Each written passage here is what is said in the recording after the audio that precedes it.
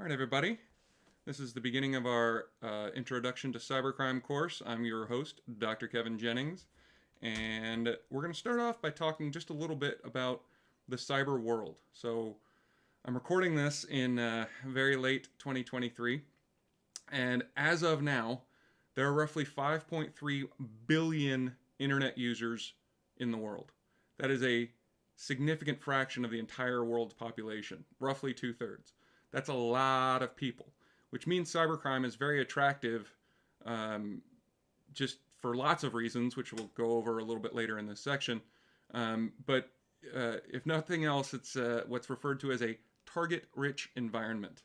Okay, here in the United States, the vast majority of all American adults, and even a huge number of American non-adults, own a smartphone, which is becoming increasingly popular both as a target of crime and as a source of evidence for law enforcement. China and India each have over a billion internet users, and the vast majority of American adults use some form of social media, whether that's Facebook or Threads or Instagram or any one of the numerous other kinds of social media that are very popular these days. And that has created this remarkable shift in humanity's technic ways. And technic ways are kind of how we behave with and act around new technologies, right? So, whereas 100 years ago, if you were riding on a train, everybody would have had a newspaper or a book. These days, everybody has their cell phones out. Even in my own classes, instead of students having a pencil and paper and writing notes, many students either take notes on a laptop or even their cell phones. A lot of my students have taken to taking cell phone pictures of all my slides, and so it's really changing how we behave as a culture, as a species, even, and this is opening up new avenues. Both for being a victim of a crime, for committing crime, and for ways in which we can use technology and crime and they interact in other ways. Now, this is kind of the last generation that will have true digital natives versus digital immigrants. And digital natives are the young people who grew up with cell phones and laptops and the internet and all the kind of associated risks and cultural norms and all those things, whereas digital immigrants are the older generation who didn't come into having cell phones and smartphones and the internet and all those things until later on in their life, well after their habits and cultural values and all those other kind of aspects of their life had already been fairly set. And there's a lot of differences in behavior between digital natives and digital immigrants. For instance, one example among many is that digital natives are much more likely to recognize scam emails for what they are and not believe them, whereas a digital immigrant who is kind of newer to the cultural and social norms of email or messaging or whatever, is less familiar with how a lot of these scams work and thus are more likely to fall for them. Now, crime and technology specifically, they can go together in a lot of ways, okay? There are lots of reasons why computers and cell phones and all those other kind of technology pieces can interact with crime in the criminal justice system. So first off, communication, right? If there's more than one person involved in a crime, they're going to have to communicate somehow. And, everything from text messaging to WhatsApp messages to Snapchat can be used to email, can be used by one person involved in a crime to communicate with another person involved in a crime, whether that's the victim, whether that's the co-conspirators. There are lots of ways in which this communication can happen and be used to help facilitate crimes happening. Now, these devices can also be used as a tool, both as offender and victim, right? So I could use my computer right now to, hack into a company's servers and steal passwords, or steal the designs of their newest widget, or break into a Department of Defense computer so I can steal classified information for another country. I could break into a bank and steal money, right? So the computer itself, the device itself, can be used as a tool to commit the crime. And then there's just as an incidental device, right? So maybe, as I'm recording this, my webcam picks up crime happening in the background. So, the computer itself wasn't part of the crime, but the evidence on that computer is going to be useful in the investigation of that other crime. Now, what makes computer crime specifically attractive? And we have to kind of differentiate here first between computer crime and crimes featuring computers. Because these days, basically every crime has some aspect of computers associated with it, just because so many people have cell phones on them at all times. And thus, if I walk in to rob a bank, one of the best pieces of evidence police are going to have if they catch me is my cell phone that I took with me to rob that bank, right? So when I'm speaking here of computer crime, I mean specifically crime that happens online that either is vastly superior because of computerized technology, or the crime only exists because of computerized technology, all right? So what makes computer crime attractive? Well, first off, it allows for anonymous or, nearly anonymous communications. There are numerous ways in which two people can communicate about crimes, criminality. They can trade child porn. They can send hacking programs back and forth. They can coordinate an attack on a certain company or a certain government. And they don't even know who each other are, right? They only know each other via these online personas. And that communication can be incredibly difficult for law enforcement to track, just because there are so many tools to create this anonymous connection that is either impossible or pretty close to impossible for anybody to trace. The dark web is another kind of fascinating subsection of computer crime. So on the internet, there are billions of different devices.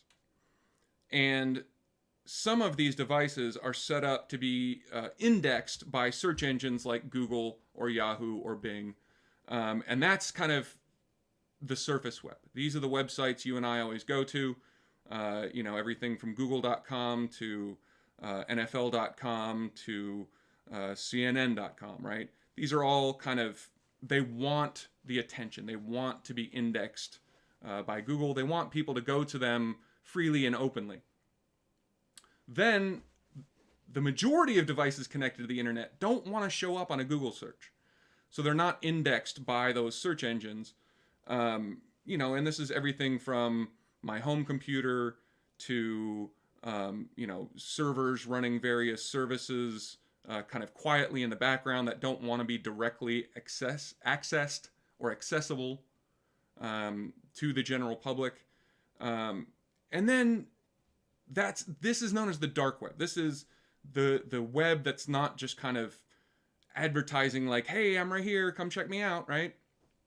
And then a subsection of that is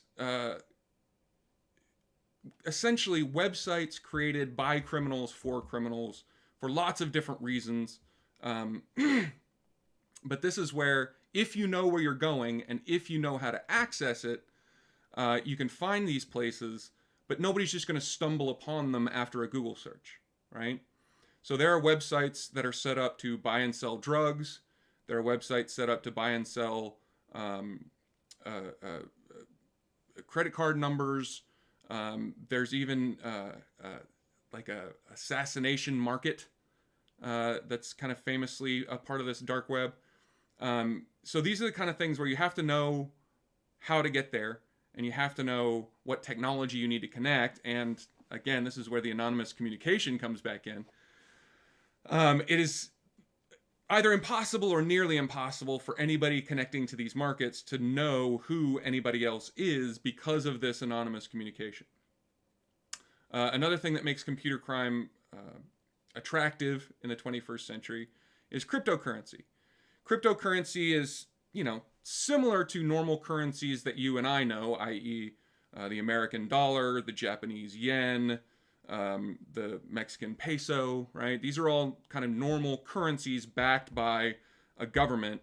And we can send and receive these digitally, but those are comparatively very easy to trace, right?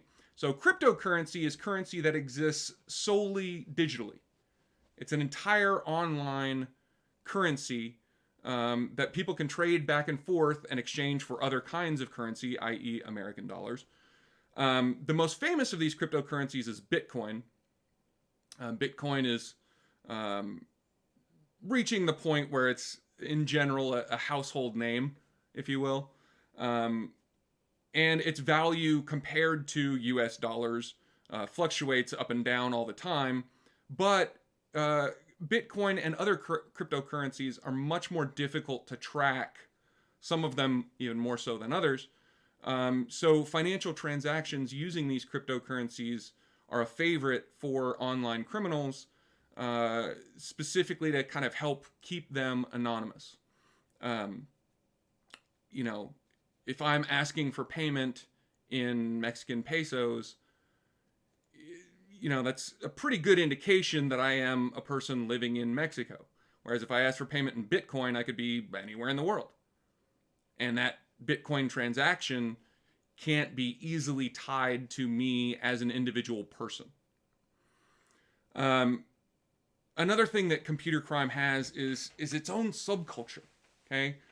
And of course, we all are aware of, either because we live in it or because we've seen enough Hollywood movies, we know normal American 21st century culture, our values, our norms, our traditions, right?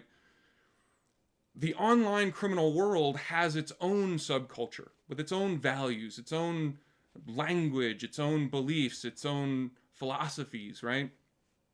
And that has evolved in a relatively very short amount of time, because remember, the internet itself and online communications are only a few decades old at this point. So this subculture has developed over that 30, 40 years, and now has its own kind of separate system that people can join and learn about and start acting in. But for instance, among digital pirates, people who like to freely trade copyrighted materials like movies and television shows and music and such, they have a completely different set of kind of norms and rules and beliefs surrounding that sharing of copyrighted material. Now, computer crime is also difficult because the internet is by far the greatest system humanity has ever created for spreading information. And the vast majority of that is good information. It's, how to change a tire and how to bake a cake and all these other kinds of, when politicians run for office, they want to say, here's what I stand for and here's why you should vote for me. The downside is it has also become a spread of bad information. And by bad information, I mean either not true things or true things that we really don't want to spread, like how to make methamphetamine and how to hack into secure servers and all those things. So the internet has definitely made it so much easier for people to, um, learn the good things, but also to spread fraudulent, scam emails and child porn and all these other kind of bad kinds of information too. Now, we have to talk a little bit about deviance versus crime. So, crime is something that is prohibited by law. Deviance is something that's wrong and people look down upon. The two are often overlapping, but not always. There's a lot of deviance that's not necessarily criminal, like cheating on your wife, right? That's wrong. We look down upon it as a society, but it's not a crime in most countries. And there's often crime that's not necessarily deviant, right? Things that we've created laws against that honestly, in this day and age, even in our main kind of non-digital culture, we've decided is really not that deviant. Like smoking marijuana. In the 21st century, the cultural beliefs about marijuana have vastly outdistanced the legal code. So we're now in a world where roughly half the United States says smoking marijuana is no longer illegal. But in roughly half the United States, it is still a crime to smoke marijuana, even though the vast majority of people, especially younger people, would say that's not really deviant, right? Now, of course, what's criminal and what's deviant is going to depend on culture. It's going to depend on country. It's going to depend on a lot of things. And of course, me being from the United States, most of what I talk about in this course is going to be kind of from an American point of view.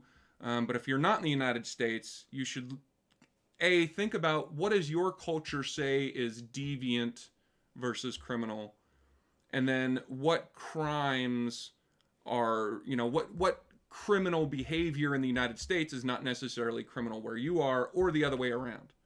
Because each country has its own set of laws about what is illegal to do on a computer and what's not. Now, it used to be, back in the old days, you used to have a lot of technical knowledge to commit crimes online, right? If you were going to use a computer to commit a computer crime, you needed to know how to code and how to do a lot of very technical things. I mean, heck, you had to have a lot of technical knowledge even to connect your computer to another computer over a phone line at one point. Now it's easy. Everybody knows how to connect to the internet and talk to other computers and send emails and download programs and run programs. And so the technical knowledge requirements for computer crime have come way, way, way down and are probably going to go down even further in the future. One of the more difficult problems of computer crime is a matter of jurisdiction. So if I walked into a bank right now and robbed it, the jurisdiction would be pretty obvious, right? But with computer crime, it's not necessarily as obvious. Because if I'm the offender in one geographic location and I attack somebody who's in a completely different geographic location, which of those two locations has jurisdiction to investigate and prosecute that crime? Now let's add in, a third jurisdiction, because, if I am in one country and a victim is in a second country, but the scene of the crime, i.e. the servers hosting the information owned by the victim that I'm hacking into, are in a third jurisdiction, right? And that jurisdiction could be different US states, could be different cities of whatever country around the world, or, as is very common, completely different countries. So if the victim is in the United States, but the offender is in, say, Russia, how do we get jurisdiction to arrest and prosecute that person, especially if whatever crime they committed was a crime here in the United States? It's a crime where the victim is, but is not necessarily a crime where the offender lives. Now, computer criminals on movies and television shows are often kind of portrayed as these lone, uh, you know, uh, just one person, very shy, doesn't have a lot of friends. In reality, a lot of the, especially upper level cyber criminals belong to some kind of either formal or informal groups, right? It's not necessarily one person trying to hack into some system or creating some fraudulent scheme and sending out a bunch of emails. Way more often, there are groups of people, could be 2 people, could be 10 people, could be 50 people, working together as part of kind of a criminal enterprise. And again, whether that's, hacking into some server to gain some information or steal credit card numbers, or whether it's some kind of, eBay fraud, or really any computer crime in that kind of strict definition of computer crime is going to have more than one offender, at least semi-linked to that crime. Now, why is cybercrime so attractive? Why is it so much more powerful to be a cyber criminal than it is to be, a pre-cybercrime, pre-1980s kind of criminal? Well, for one thing, lower costs. If I want to send a message, a fraudulent scam sale for something, um, on the internet, it takes me 2 seconds and costs me essentially zero. But if I had to do the same thing through, the US postal system, it would take me a heck of a long time to print everything out, put it in envelopes. Each envelope to send would cost a certain amount of money for stamps. So it's much lower cost, both in time and money, to commit a crime via digital means rather than some kind of equivalent crime in the real world. It's also a force multiplier, right? So again, if I was going to send physical letters to people trying to scam them, I could realistically only do a few hundred, maybe a few thousand. Whereas with emails, I can do tens of millions, right? If I was going to break into a bank, I can only physically be in one bank at a time. Whereas with cybercrime, I can hack into 10 banks or 100 banks a day, assuming I have the ability. There's also a very low risk of detection, right? There's a very, I'm much more likely to kind of get away with it, if you will.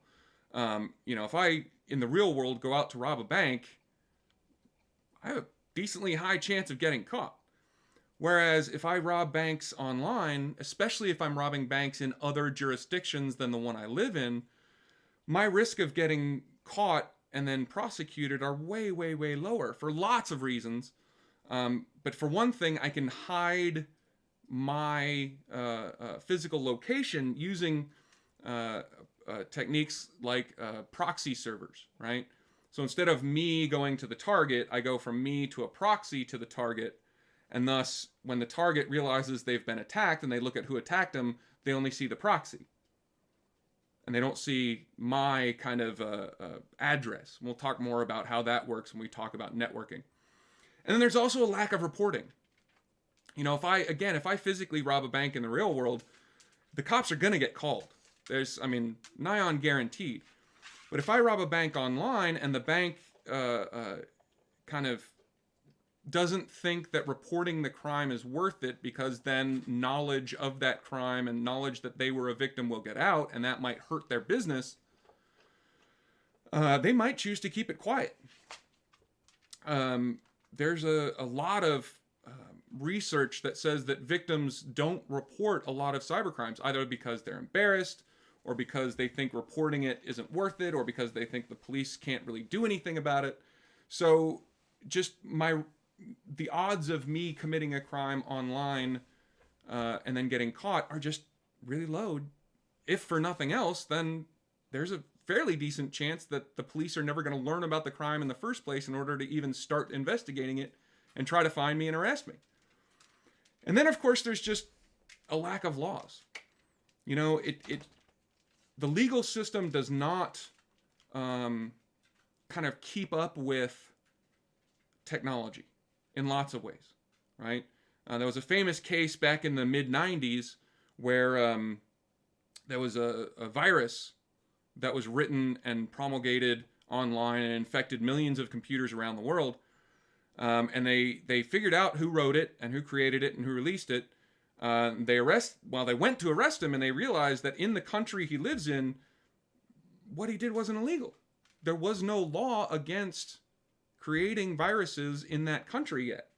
So whether it's, making that thing illegal, or whether it's, a legal foundation and ability to govern investigations and what police can and can't do and how they're allowed or not allowed to act, and how these kinds of things need to be prosecuted, and then bring in international investigations and international prosecution. And the legal system just has a rough time keeping up with advances in technology. But anyway, we're going to go ahead and take a break. I'll be right back with the second half of this first section.